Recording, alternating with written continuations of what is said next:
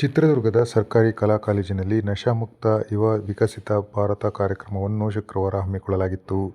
ಭಾರತ ಸರ್ಕಾರ ಯುವಜನ ವ್ಯವಹಾರ ಮತ್ತು ಕ್ರೀಡಾ ಸಚಿವಾಲಯ, ಚಿತ್ರದುರ್ಗ ಜಿಲ್ಲಾ ಪೊಲೀಸ್ ಇಲಾಖೆ ಹಾಗೂ ಸರ್ಕಾರಿ ಕಲಾ ಕಾಲೇಜಿನಿಂದ ಕಾರ್ಯಕ್ರಮ ಹಮ್ಮಿಕೊಂಡಿದ್ದು, ಜಿಲ್ಲಾ ಪೊಲೀಸ್ ವರಿಷ್ಠಾಧಿಕಾರಿ ಕಾರ್ಯಕ್ರಮ ಉದ್ಘಾಟಿಸಿದರು. ಇದೇ ವೇಳೆ ವಿದ್ಯಾರ್ಥಿಗಳಿಗೆ ನಶಾಮುಕ್ತ ಯುವ ಭಾರತ ನಿರ್ಮಾಣ ಮಾಡುವ ಪ್ರತಿಜ್ಞಾ ವಿಧಿಯನ್ನು ಸಮಾಜ ಕಲ್ಯಾಣ ಇಲಾಖೆ ಜಂಟಿ ನಿರ್ದೇಶಕ ಮಲ್ಲಿಕಾರ್ಜುನ ಬೋಧಿಸಿದರು.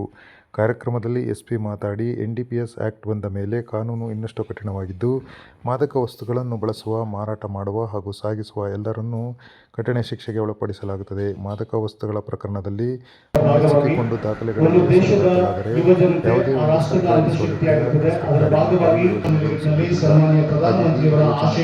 ವಸ್ತುಗಳ ಬಳಕೆ ಸಂದರ್ಭದಲ್ಲಿ ಪ್ರಾಂಶುಪಾಲರಾದ ಅಥವಾ ಯಾವುದೇ ಉದ್ದೇಶಕ್ಕಾಗಿ ಕಾಲೇಜಿನ ಬೋಧಕೇತರ ಯಾವುದೇ ಹಾನಿಕಾರಕ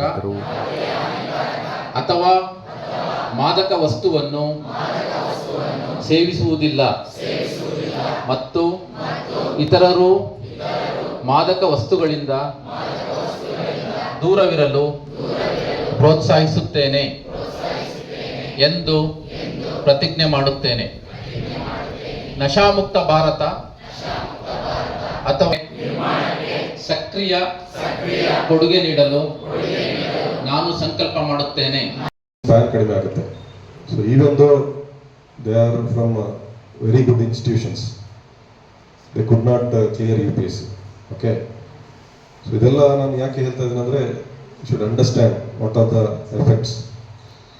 Not only personal cost, there is a legal consequences, social consequences ಕೂಡ ಇದೆ. ಲೀಗಲ್ ಕಾನ್ಸಿಕ್ವೆನ್ಸಸ್ ಏನು?